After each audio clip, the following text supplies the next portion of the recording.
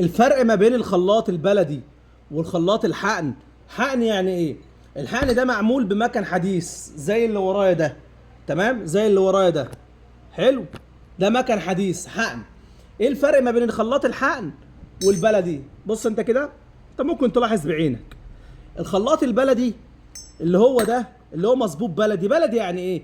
بلدي يعني الخرده بتاعته متجمعه خرده متجمعه اريداتير على نحاس. تمام كده، خرده متجمعه. بيبقى خلاط بلدي معمول بالصب البلدي مش بالكهرباء. حلو الكلام.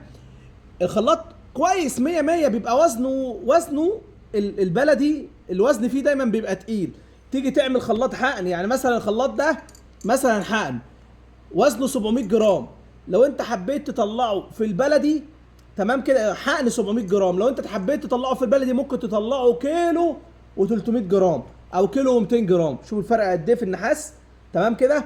دي ميزه، يعني الفرق ما بين البلدي والصب البلدي والصب الآلي. النحاس ان الآلي دايما النحاس بيبقى فيه ايه؟ خفيف، بيديك خلاط جسم اكبر، وزن خفيف. حلو الكلام. طب ايه الميزه التانيه في الآلي؟ الآلي دايما خراطته، بص شايفين يا جدعان، الخراطه دايما تلاقيها نظيفه.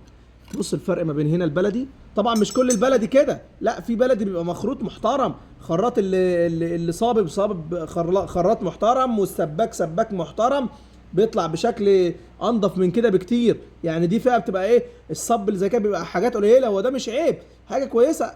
نحاس اهو، خلاط نحاس من جوه، كله نحاس، طالع نحاس وجوه نحاس. بص كله نحاس ونحاس في نحاس. بس بيفرق بقى في ايه؟ الصبه نفسها، صبه النحاس نفسها. تمام، خلطه النحاس نفسها. فمهما عمل ما بيدكش النظافه دي. تمام، ما بيدكش النظافه. ايه الفرق؟ ليه الحقن الخلاط بتاعه نضيف كده؟ الخلاط بتاع الحقن نضيف عشان هو بيتعمل سبايك. لما بيتحط في الفرن بيبقى عباره عن سبيكه. السبيكه دي بيبقى فيها نسب نحاس معين. تمام كده.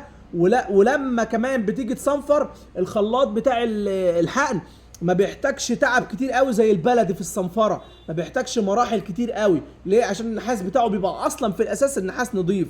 ده الفرق ما بين الآلي والبلدي. الخراطة الآلي والخراطة البلدي، دي كده خراطة بلدي. بس الآلي مكلف في التشغيل بتاعه كمكن، أعلى في التكلفة. البلدي أقل في التكلفة، ولكن البلدي بيحتاج عمالة أكتر. أما الآلي ما بيحتاجش عمالة كتير، ولكن بيحتاج فن. ليه؟ لأن الشغل كله بيشتغل عبارة عن آلي، بيحتاج حد واعي وفاهم. تمام، عشان ايه؟ مكلف اكتر في المكن، في المعدات، في التشطيب. تمام، في الاسطمبات بتاعته، الاسطمبه بتاعته غاليه في الآلي. اما الحقن اما البلدي الاسطمبات بتاعته رخيصه، مش مكلفه، على قد ايدك. تمام. لا، ده شغال وده شغال. انت لما بتبقى عايز تشتغل بلدي هتشتغل بلدي، بس البلدي زي ما قلت لك بتحتاج نحاس اكتر، بتحتاج عماله اكتر، ما بتحتاجش مكن كتير. تمام، او راس مال كبير في الاول بالنسبه للمكن البلدي.